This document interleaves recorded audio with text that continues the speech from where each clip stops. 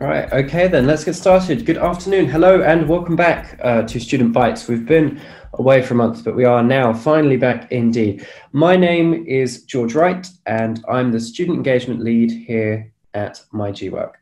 I'm responsible for helping all of our graduates and connecting us to them. So if you have any questions, suggestions, or if you just want to have a chat with me, you can find my profile over on MyGWork, or you can email me at the address there, george.wright@myGWork.com. For those uninitiated, Student Bytes is a chance to talk to the amazing inclusive employers that we work with to find out what your career with them could look like and how to get ahead in your applications. This week's inclusive employer is IHS Markit. As a partner of MyGWork, IHS Markit and all of their job postings, events, and details can be found on their organisation page on MyGWork's platform, as well as staff members and mentors at the company who you can connect to and begin your journey with as an aspiring professional. But before we get into the panel this week, let's revisit some of the top news stories. In Britain, over 140 companies this week, including MyGWork, came together in collaboration with UK LGBT charity Stonewall to assert that trans rights are human rights and encouraged British Prime Minister Boris Johnson to finally reform the Gender Recognition Act, something the government has promised since 2017. This comes in the wake of Trans Pride this past weekend, where trans and non-binary Brits, activists and allies descended on London to celebrate their identity, community, and raise awareness of the many pertinent issues facing trans and non-binary people in the UK. Among these issues, attendees pleaded with the government to finally implement the recommendations of the public consultation on the Gender Recognition Act, which included making it easier for trans and non-binary people to medically transition and legally identify as their gender, as well as ensuring a balance was struck to ensure that trans people could access single-sex spaces. Amidst fears of an imported culture war from the USA, where anti-trans bathroom bills are a reality in a number of authorities, amongst other policies, companies are continuing to urge the government to do the right thing and support trans and non-binary people. Becky Albertalli, author of Simon versus the Homo sapiens Agenda, more popularly known by the film adaptation Love, Simon, has come out this week as a bisexual in an essay published online. Talking about how it had taken her a while to get to this point, she went on to explain that she now felt closer to understanding why she wrote Simon versus the Homo sapiens Agenda in the first place. The book and Albertalli's sexuality have not been without controversy before. When the book was released, and then when it was adapted into a film, criticism continued to flood in from those who felt it was inappropriate for a straight woman to write about LGBT+ stories. Earlier in the week, writer Gabby Dunn spoke out about this on Twitter, suggesting that closeted writers shouldn't write LGBT stories if they aren't prepared to be asked if they're LGBT or deal with the blowback. This in turn triggered backlash of its own, which Albertalli has not yet responded to. Speaking on her own experiences, Albertalli described how, despite being married to a man for 10 years with 2 children and having no experience of any kind with girls, she realized that growing up she had been crushing on boys and girls and came to the realization that her sexuality was not entirely what she thought it was. And finally this week in Ukraine, the leader of the Ukrainian Orthodox Church, Patriarch Filaret, has been diagnosed with COVID-19. This came on the back of comments made by the Patriarch, seeming to blame the coronavirus pandemic on same-sex marriage, and suggesting in other comments that homosexuals make up the majority of cases. The Church confirmed his diagnosis via Facebook, but was keen to stress that his condition was stable and that he was continuing to take treatment to handle the symptoms of the disease, whilst inviting churchgoers to pray for him. On top of his health woes, the Patriarch is also facing a lawsuit from Ukrainian LGBT organisation Insight over his comments made back in April, which they allege are discriminatory under Ukrainian law. When approached for comment, the leader of Insight, Elena Shevchenko, said that their aim was to show that there was no space for such comments from religious figures in Ukraine. With the news out of the way, let's turn our attention to the main focus of today's webinar. Today, we're talking to IHS Markit, a professional services provider specializing in information, analytics, and data to provide practical business solutions to companies and governments. Over on my GWork, IHS Markit advertised almost 700 job positions and has hosted a number of events in the past, this one included, and for that we're very grateful. We're joined today from IHS Markit by Tim Vallin, Managing Director for Private Markets Department, and Sarah Dingwell, Director of Recruiting Transformation. We may also be joined at some point by Brian Fowler, one of the solutions architects at IHS Markit, as Tim's out in Bermuda at the moment in the middle of the hurricane season, so internet pending. You can find all of our panelists today over on my GWork and connect with them to discuss today's panel, as well as ask about your career plans. So start with a quick introduction. So Tim joined IHS Markit in 2008 as a software engineer and is currently CTO for the Private Capital Market Group in the Financial Services Division. Prior to IHS Markit, Tim worked as a technology consultant in the banking industry in France and the UK. Tim has been involved in the Pride IHS Markit network for the past 3 years and is now chair of the UK network. Tim says, having spent the early years of my career in the closet, I am acutely aware of the impact it can have on one's mental health and productivity. He wants to help create an environment where no one feels the need to hide part of who they are. And Sarah joined IHS Markit in November 2017, leading the talent acquisition team for EMEA. She has now moved into a recruitment transformation role, focusing on inclusion and diversity, candidate experience, and employer branding. Before joining IHS Markit, she worked at Coutts, Royal Bank of Scotland, and Thomson Reuters. Sarah sees a massive opportunity to use IHS Markit's recruiting practices and processes to drive inclusion and diversity across the organisation. She will be working to review and implement changes to the company's selection methodology and recruiting processes to reduce unconscious bias, as well as drive branding and attraction strategy to position IHS Markit as an employer of choice with target audiences and ultimately increase the number of diverse hires IHS Markit make. Sarah holds a BA from the University of Edinburgh. And with that, I'm going to bring our panelists on. Hello, everyone. How are we? Thank you. Excellent. So, hello. I guess how we always sort of start off with a quick elevated pitch. If one of you would just like to tell us a little bit about who IHS Markit are and what kind of work the company does. Sure, I'll take that one. Thanks, George. And nice to meet you all, those of you who are joining. So how to describe IHS Markit? We often say it's the largest company that you've never heard of. We're not a consumer brand, so you may not have heard of us before. But really at the heart of IHS Markit, we are an information company. So we have expertise across the world's largest industries, so financial services, energy, transportation, and we leverage technology and data science to provide insights, analytics, software, and data for our customers. And those products, those insights, that software, that data, that helps our customers make better informed decisions.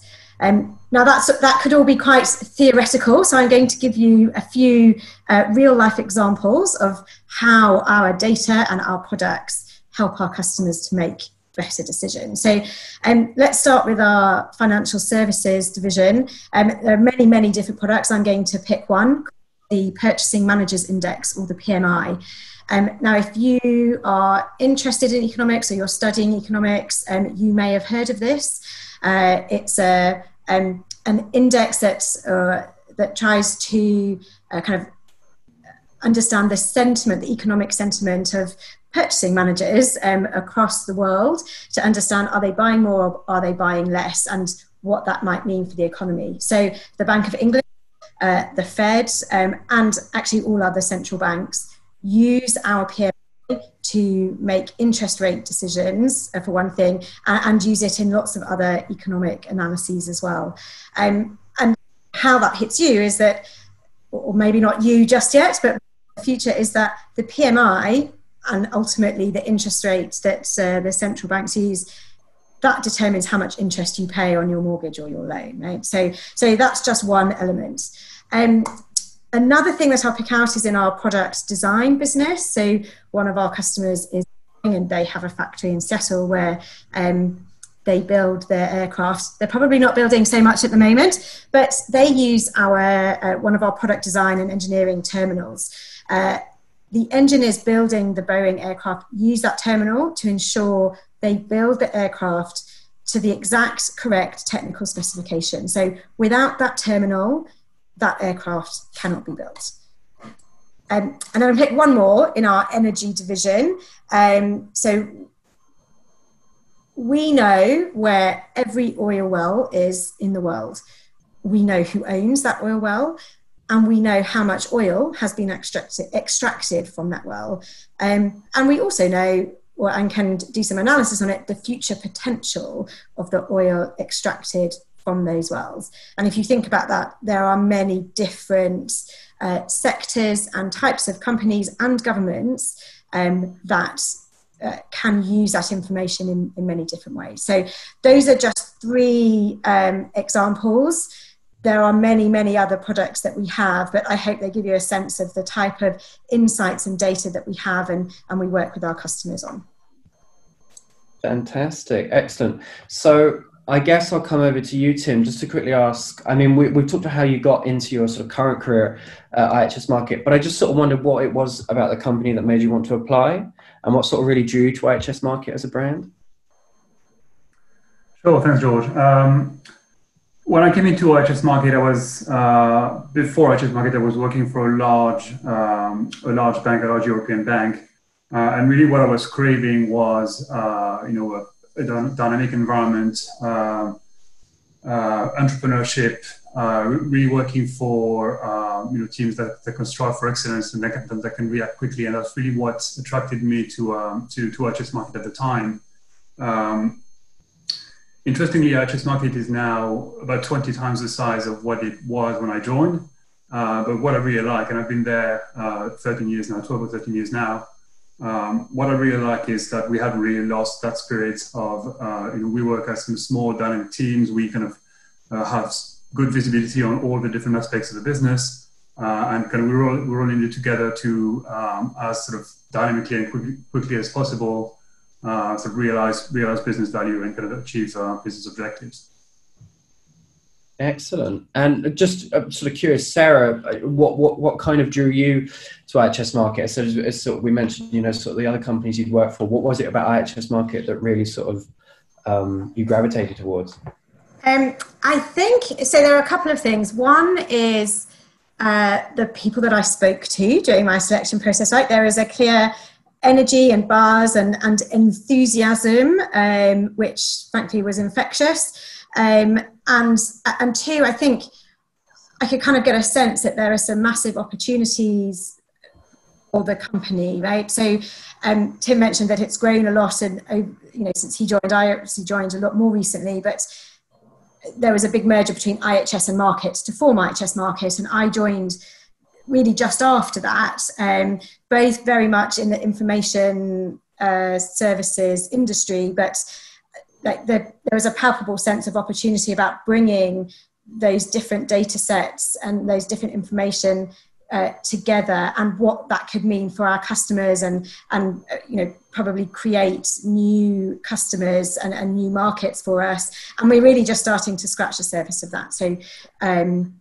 those are the 2 big things that I would call out. Fantastic.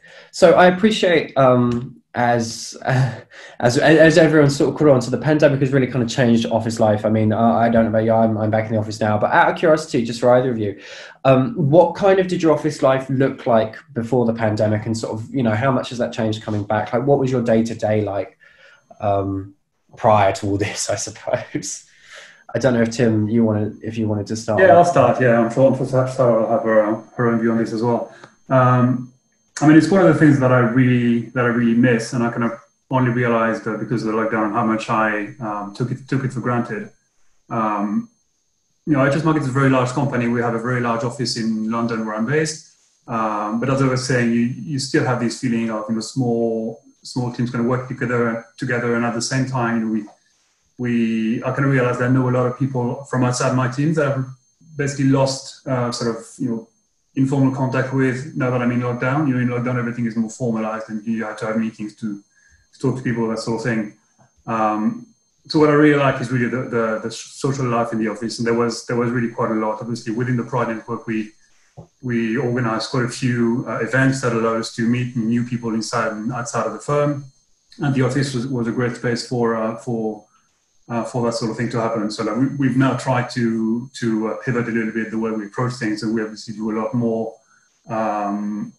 virtual events. And again, one of the great things with the lockdown is that's allowed us to break the frontiers and break the four walls of the office, and actually you get to meet a lot more people from outside the office. So there's also benefits in the current situation.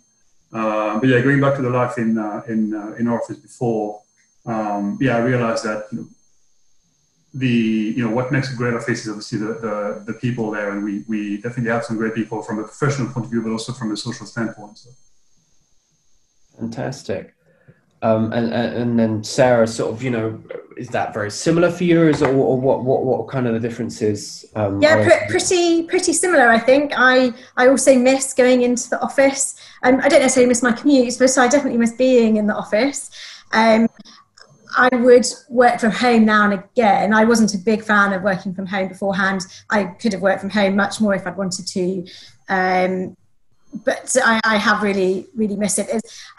I guess both Tim and I are in the London office. I think it's got a really buzzy atmosphere. You can walk around and you have those kind of, you would see people and speak to people, and there was an opportunity to meet people through lots of different events that you wouldn't normally through your course of work. And everyone was, I think, very friendly and approachable. There was no one that you wouldn't be able to go up to and say hi at an event, for example. So yeah, looking forward to getting back, hopefully in the not too distant future. Fantastic. And just out of curiosity, just as you mentioned about the ability, you worked sort of home from before, was that a very sort of common thing? Is this? I know a lot of London businesses have always in the last couple of years been very keen to get that sort of work-life balance going. I just wonder, was it a very common thing IHS Markit before? It would vary depending on your team, the job that you did, and the location that you were in. So some people had probably more flexibility than others to decide.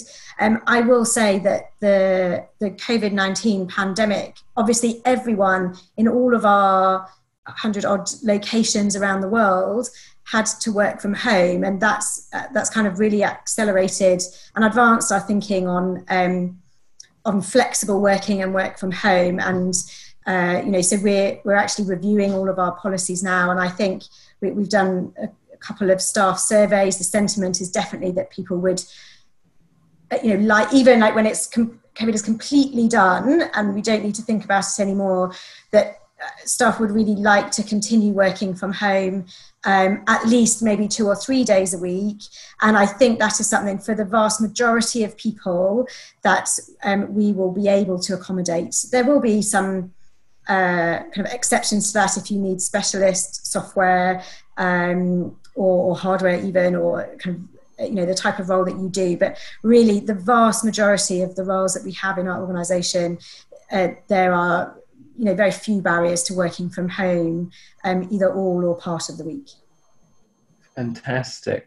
And it's really, really great to hear. So I can totally echo what you're saying. It's that after months of working from home, don't miss the commute. I'm very glad to be back, but don't miss the commute. So with that in mind, I think I'm now going to sort of focus on you, Tim, if that's all right, just to ask a little bit about the your Pride network, so Pride at IHS Markit, your diversity network, which you're heavily involved in. So I just wonder if you could tell us a little bit about, who the network are and what kind of work you do. Sure. So Pride at IHS Markit was put together about 4 years ago, and it's basically a network that's really open to all, whether or not you're part of the LGBT community. And it's really the main aim of the network is to support the firm to be a welcoming and inclusive environment for our LGBT plus colleagues. In terms of who we are, there's really two main entities that I'd like to talk about. There's obviously what's called the Pride Committee, which is what I chair, which is basically employees within the firm who are willing to help put together an event, raise awareness, that sort of thing.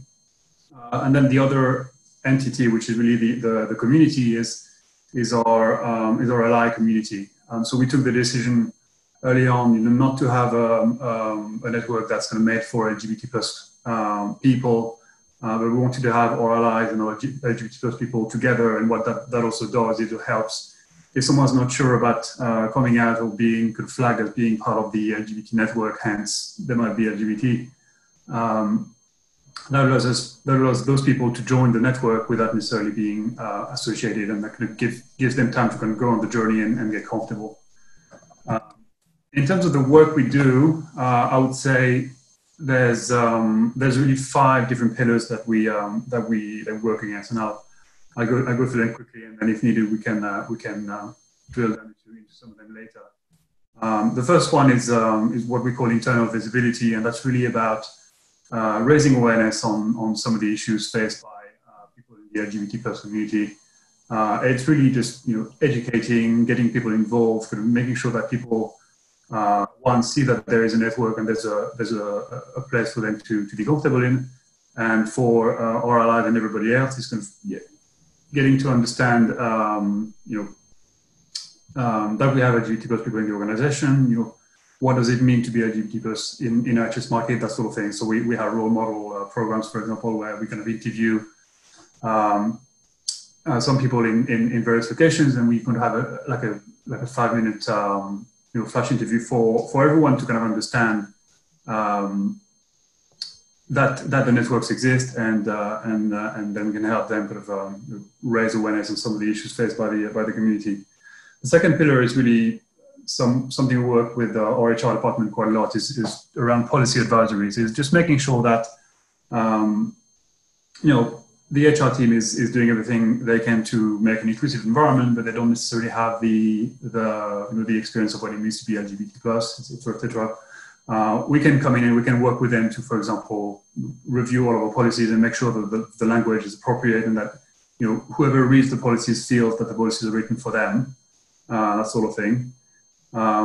The third pillar is really our ally network, and that kind of goes back a little bit to what I was saying around the first pillar. It's building a strong community of allies that are going to be, 1, educated, and 2, very visible. So we have a lot of different ways for the allies to make themselves visible, from the classic lanyard to mugs, pens, books, that sort of thing. And they have many ways to kind of advertise that they are allies to the LGBT plus community, and that's one of the main reasons why I got into the Pride network, is making sure that anyone joining the organization very quickly can figure out that we want to be an inclusive environment, and then it's okay for them to be themselves and to come out to their colleagues if they feel like they have to. And to me, the ally network is one of the main or the most powerful weapons we have to allow that to happen.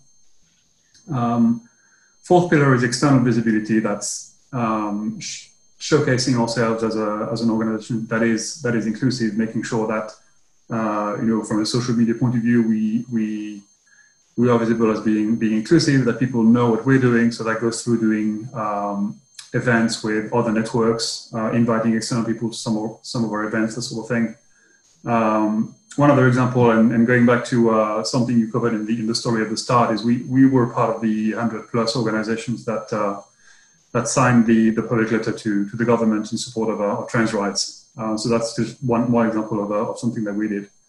And last but not least, one of the things that we do is employee support, and that's really providing peer-to-peer support to employees around LGBT plus inclusion, whether they are from the community or outside the community. If they have any questions, if they're wondering, they have certain sort of examples of within their teams or in their personal life, they can just come in and kind of ask questions and get support if needed from the network. Fantastic. I just I suppose to elaborate, I particularly said you mentioned about the external, and you mentioned sort of about the letter. I just want does the Pride Network work with sort of any other LGBT groups or anything like that on its external sort of visibility? Is it more about ensuring that people know that IHS Markit is a place where they can come and be themselves? Like what is that kind of focus, if you don't mind me asking? Yeah, no, it's both. So we work with, so obviously the work we're doing with My G Work is part of this, is part of the program of work. We do a lot of work with other networks, be it industry networks with something like Intertech, for example. We've been doing some work with Interbank for our financial services division. We work a lot with Stonewall, so we're a diversity champion with Stonewall. And also we do a lot of work with LGBT charities. So we organize some events to allow them to, I guess, let our employees know that they exist and generally make a little bit of money on the back of it. So an example of that is we worked with the Terence Higgins Trust for, I think it was LGBT History Month last year, and we got them to select three people in their network who come into the organization and tell their story about what it means to be to live with HIV. And for that particular event, we got people to come in from 3 different decades. So they were diagnosed in 3 different decades. So that was a great event. One to allow THT to kind of show us what they're doing, but also kind of, I guess, us to allow external people to come in and attend these events. If that makes sense. Absolutely. Thank you very much for that. And I suppose just to follow on further, so as we mentioned in your sort of bio, sort of firsthand about, working both as someone who's closeted and then, where you can be out and you can be yourself at work and then sort of different that has. So I suppose we guess I kind of know what the answer is, but just sort of about the importance of having an LGBT network at a place you work at. Do you think that's something that graduates should be able to use to identify companies like this, or do you think that sometimes it runs deeper than just an LGBT network, the sort of LGBT friendly culture in office, perhaps?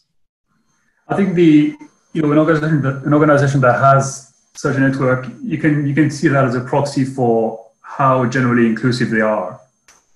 So we don't just have an LGBT network. We have a women's network. We have a parents network. We have a sort of mental health support network, etc., etc. So, if anything, if you see an organization that has a pride network, I think it gives you an idea of how much they're trying to be inclusive. And then flipping that around, I do think that it's very important for organizations to have such a network. If anything, when I started, I didn't 100% believe it, just because we're in the UK and LGBT rights have made a lot of progress over the years, and a lot of people have been asking why do we need to have a network? Everyone's fine with it. Through my 4 years leading the network, I've had a lot of testimonies of people coming to me and saying, I saw this piece of communication that you did, or this event you did, and it's really made a big difference for me. Sometimes it's a mother who has a child who just came out to her, and the message was, it really warms my heart to see that we're such an inclusive organization, and it kind of gives me hope that my child's life is going to be better than what I thought it was going to be when they came out, for example. So that sort of testimonies to me really means that some people are looking for that kind of support, and that kind of justifies the work that I put into it, to me. That's excellent. Thank you very much. Now, if we don't mind, I'm gonna just talk to you, Sarah, a little bit about the recruitment process, if that's all right, and just sort of what graduates can expect. So I suppose I just sort of go straight away with what does graduate recruitment look like at IHS Markit? What kind of system can graduates expect to go through in this sort of process? Yeah, sure. So I guess along with probably most other organisations, we'd ask you to make an application online via our career site. The first thing then that you'll be asked to do is I'm going to call it an assessment, but it doesn't feel like that. It's from a provider called Pymetrics, and actually a lot of organisations use this, so you may well have already done it. It's a sort of AI tool based on neuroscience. It's based on gamification, so you play a series of games, if you like, and that then it doesn't test aptitude or knowledge or anything like that. It's more testing kind of attributes, such as your attitude to risk, tolerance, your ability to understand fairness. So it's quite different to a kind of standard numerical or even a personality assessment. It's very different to that. And Pymetrics do a lot of work in making sure that the models that they use to kind of assess applicants that go through it are thoroughly de-biased. So there's a lot of testing to make sure that no one group is either impacted or more successful than another group. And there's a lot of science that goes on behind that. But then we look at those those models, and Pymetrics will help us with that, to say, for different types of roles, who is more likely or most likely to be successful in our organisation. So we would use that as our first screening thing, and then that takes away anyone looking at your CV. They don't look at your name, they don't look at which university you went to, studied, or anything else on your CV or application that may cause people to kind of make assumptions, whether implicitly or explicitly. We'd then go through, likely there would be some form of telephone interview for smaller locations or roles where we don't get as many applications. We may skip that, but that I would expect it until you get told otherwise. And then we finish with what we call a super day, or sometimes known as an assessment day or a group assessment day, where we'd invite you. Well, in the past, we've done it on site. We did do a couple towards the start of the pandemic, particularly in Asia, where we pivoted that to virtual. It's slightly different format, but you can expect things like, there'll be an interview, and then depending on the role, it would be a kind of a group exercise or a case study exercise, depending on the role. Excellent. We would make you an offer. So what, and so from there, as a graduate recruitment, so you see with a lot of companies, it's sort of a graduate training period of however many years. So imagining sort of a graduate is able to get through the successfully, and then of course the offer is made. What does sort of that? So what does it look like when they join? Yeah, so we have a kind of rotational program as such, where you join as a graduate and you work in 6 months here and then 6 months there, and then after a year or 2 years you kind of decide what to do.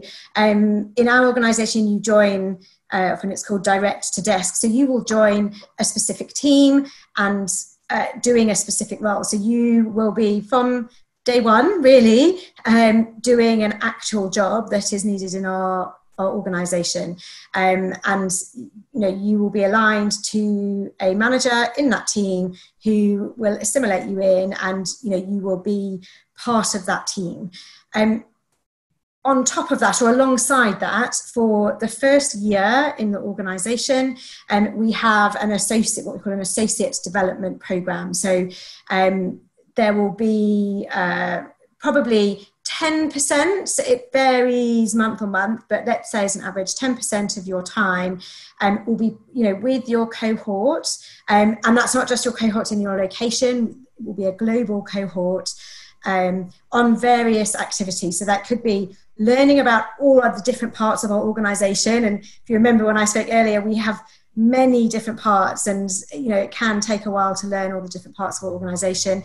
It could be networking events, in person or virtual, with our leaders and senior management, and then lots of kind of personal and professional development sessions, covering all sorts of things around kind of campus to corporate, if you like, but personal brand, resilience, kind of setting goals and achieving your goals, even things like time management, a whole range of different kind of sessions there. And then kind of underpinning all of that, we have a learning and development ethos, if you like, where what we say, everyone is a teacher and everyone is a learner. So there are lots of different things available to everyone in the organisation, which I would encourage everyone who joins, including our graduates, to take advantage of, where we have so many different experts across a whole range of topics in our organisation, and they give up their time to kind of share their knowledge, and it's really interesting. But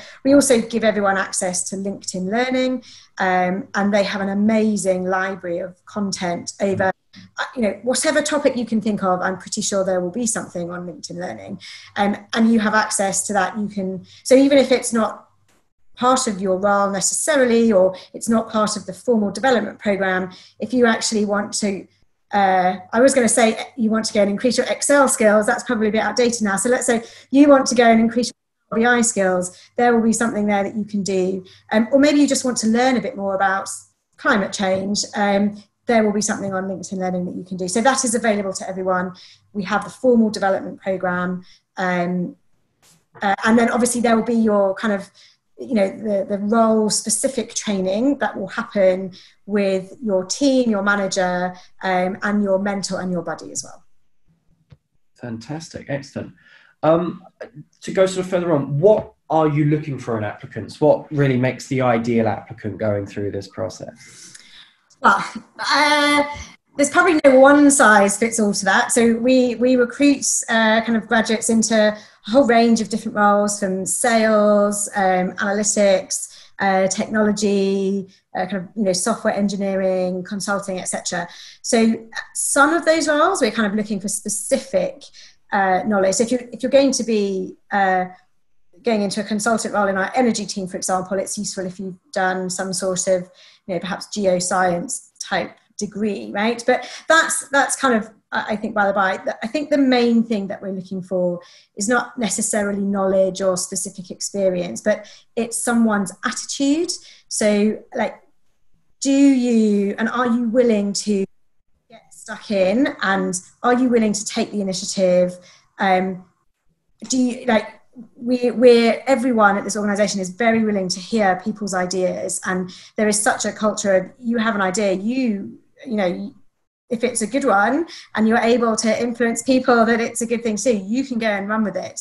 And I think that's what we want to see is people who've got that kind of let's get stuck in attitude, get involved in the organisation, not just in their team but in the broader organisation, whether that's with our affinity networks like the Pride Network or our other groups, or there are plenty of other things to get involved in as well. But that's what I am looking for, is evidence of kind of that sort of get stuck in, take the initiative attitude. Tim, I don't know if you want to add anything to that. No, I was nodding furiously there. I think it's you're absolutely right. It's really what we're looking for is that that passion, and we want to see people who are curious and eager to learn. To be perfectly frank, you're going to come into the organisation with some studies that you've done and some degrees. At least for the people that I hire at grad level, I really expect they're going to be learning 90% of what they're going to do day to day on the job. So you really have to be curious and eager to learn, and really show that passion for learning. Excellent. So my next question, almost like a similar thing, and I'll just ask you if there are any particular tips you have, particularly for LGBT graduates that are looking to go into the workforce, particularly in this sort of area, and what kind of tips or advice you'd have for them on maybe how best to use their time, or what things to look for to get into sort of career paths like this at all. I don't know, Tim, if you had anything you wanted to start with. I would say, yeah. I mean, I can base that on probably what I should have done and what I didn't do. So I have experience on how you shouldn't do it. The first thing I would say is, coming into a new organization can be quite daunting. A lot of, obviously new faces, people from very different backgrounds, people from different generations, that sort of thing. It can be a bit intimidating. And I think the first thing you need to get right is make sure that you're in an environment that you're comfortable in. So, for example, if you're an LGBT person, that might mean you want to be out to your colleagues, not necessarily, but it's just something you need to think about. And what I would say is, again, be curious, kind of look around, have a look at the sort of non-curricular, sort of networks and activities that there are within the firm, so you can understand the culture and understand, how you're going to fit into that. I think that's be one of the main things I would look at. Excellent. And Sarah, I don't know if there's anything you wanted to add at all to that, maybe. No, I totally agree with Tim in terms of things to do when you join. In terms of, if I'm going to give a top tip in terms of application, I think we don't necessarily look just for one thing. So, like, how do you bring out the skills that you've developed and the things that you have chosen to do and why? So it could be an internship, it could be other paid work while you've been studying, it could be volunteering work, it could be extracurricular activities at university. Don't forget to talk about those, and think about how, like, the skills that you might have developed from doing those. So personally, I don't think it matters whether you've done an internship or not, but you might have been working doing part-time work throughout your studies, which actually is great. But I think, you've probably maybe dealt with customers and you've had to deal with angry or difficult customers. It might be a very different environment to one you've been here, but that's still a transferable skill, that you've got communication skills, empathy skills, right? That you've been able to think on your feet in dealing with that situation. And so don't, do try and kind of think about what you've learned in those situations, even if they're not formal internships, because not everyone gets to do that. Not everyone has the opportunity to do that, but there are lots of different things that you do through your time at university and that shows us that you've got that kind of attitude and those core skills that we might be looking for. Excellent. Yeah, all about sort of, selling yourself and sort of, converting those skills and making sure that it's not that you're not putting it in because it doesn't feel relevant. Everything's relevant, providing you can make it fit relevancy.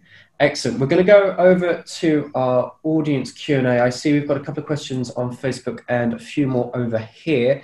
I would just say to anyone that's joining us via Facebook and a couple of people we have here on Zoom, please do feel free to chuck more in the Q&A section and the chat here on Facebook. But I suppose we'll start off with the first one that asks, what are the opportunities for secondment likes at IHS Markit? Although I imagine that might have changed. Secondments.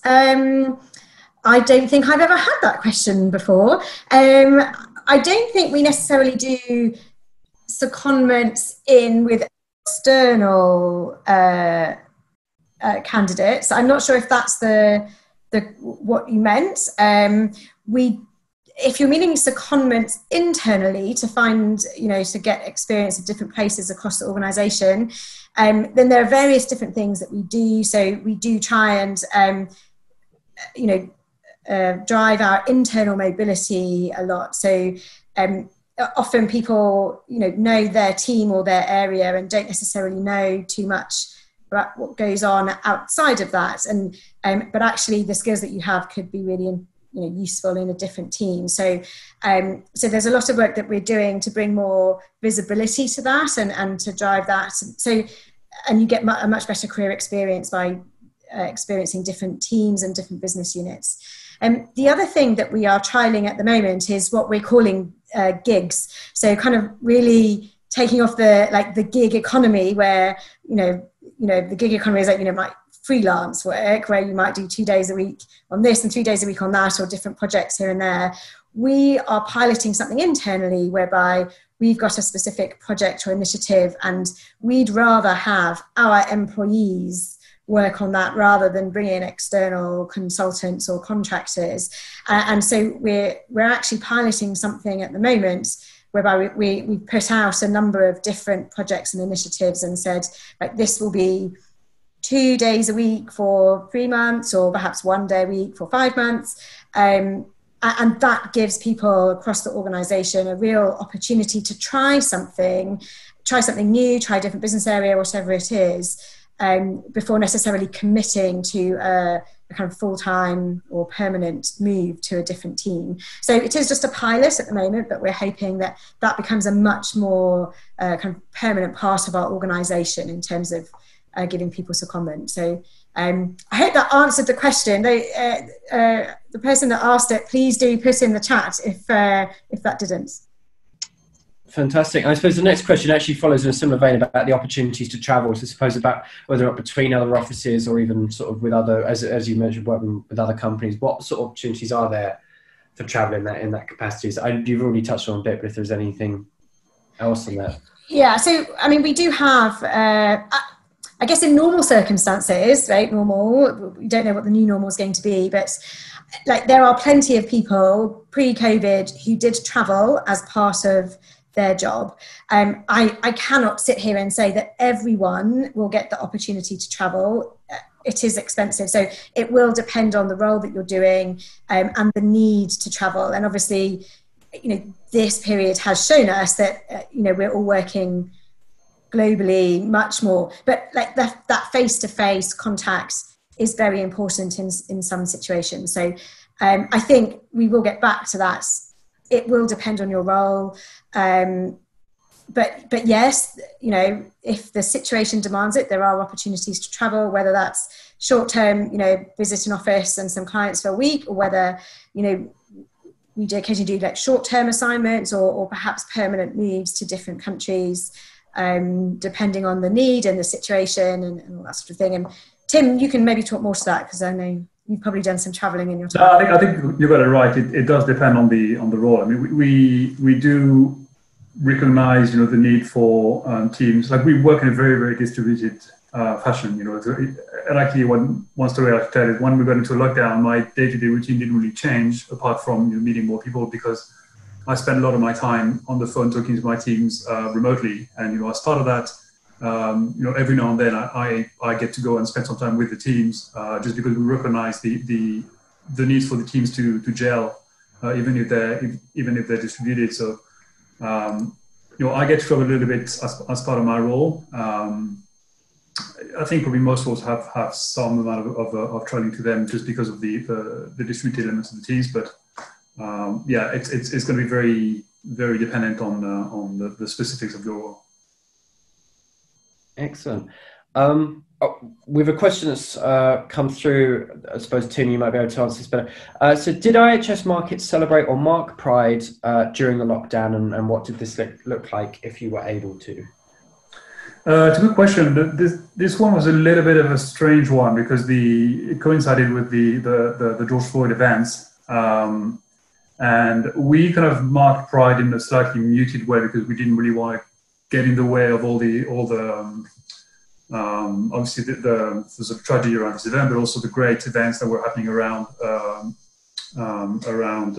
sort of inclusion on that front. So what we did is we allowed everyone in the firm to overlay the progress flag to their photos. So the progress flag is a more recent inclusive version of the Pride flag that explicitly recognizes you know, LGBT people of color as part of the flag. So that's the main event that we did as part of Pride. So I wouldn't call that a celebration. I think it was more, we wanted to do something because it was Pride Month, but at the same time, we wanted the conversations to be really focused on the burning issues of racial equality. We've certainly done more festive things in other years. I mean, generally there's typically drinks and your quizzes and events, that sort of thing, around the offices. Yeah, absolutely. Sort of in that intersectional way. Fantastic. We're going to take a question from Facebook now, and it asks, again, sort of keeping with the Pride Network, asking if you have a particular memory or event that the Pride Network carried out that really sticks in your mind, or that you, I suppose, enjoyed the most. Well, I'd say that there are many. One of the things that I really like is, you know, I'm involved in the Pride Network, but I don't consider myself an expert in you know, what it means to be LGBT. I'm just a gay man. I don't know what it means to be, you know, to be a lesbian, to be trans, that sort of thing. I know through all these events, I really try to learn something. An example of such an event was we did an event maybe a year ago, which explored the themes of what it means to be an LGBT person of faith, and how you reconcile being having a strong belief in a religion that typically doesn't really allow you to be LGBT, and so how do you reconcile these identities? And we had a panel from different religions and different people giving their testimonies on some of this. So that's one example of an event that really marked me. We have a few of those, I think. Excellent. I'm going to take us to our last question now as a quick fire question, and it asks, what advice would you give to make your application stand out? I suppose Sarah and Tim, I suppose if we start with Sarah, if that's all right, we'll take just a quick fire and then we'll go from there. But yes, Sarah, the floor's all yours. Okay, so from my perspective, I guess as a recruiter view, we're potentially looking at thousands, if not tens of thousands of applications. So, I mean, firstly, I'm going to state the obvious, but do get it checked and there's no typos. I know that's really obvious, but you'd be surprised at how many applications you see that are like that. And it's something really small that is, very easy to get checked by someone else. But I think don't use stock phrases. Show me how you have looked at IHS Markit and how you have thought about what you've done, and you are relating that to us, and specifically why IHS Markit. Like, there needs to be some sort of interest or passion there, because there are so many stock phrases, and honestly, I would see them on hundreds of CVs, and if I've read it 100 times, I'm thinking you may have sent or made an application 100 times using the same wording. And I know that's not easy for you, and it's more time, but that's what I would say. Excellent. And Tim, if there was anything you wanted to add to that from your perspective at all? No, I think Sarah's covered most of it. I mean, from her point of view, I don't want to be her, because she's going to be reviewing thousands of applications that, a lot of it's going to look the same. Probably, I would say, 75% of the CVs are going to be identical in terms of because there isn't a lot of professional experience to review. It's going to be quite similar. So, emphasize the human side, and don't be afraid to sort of mention some things you've done outside of your studying that you think makes you stand out, and you think is a good example of who you are as a person. Excellent. Well, thank you very much for that. Very, very grateful. I'd like to say a big thank you to Tim and Sarah for joining us from IHS Markit this week. That was Student Bites this week. Nonetheless, thank you very much to Tim. Thank you very much to Sarah and to IHS Markit for giving us their time this afternoon, and a briefing pack will be coming to you afterwards. I've been George Wright. This has been my GWork and Student Bites, and we will see you next week. Thank you very much. Thank you, George. Thank you. Bye-bye. Good luck, everyone. Bye.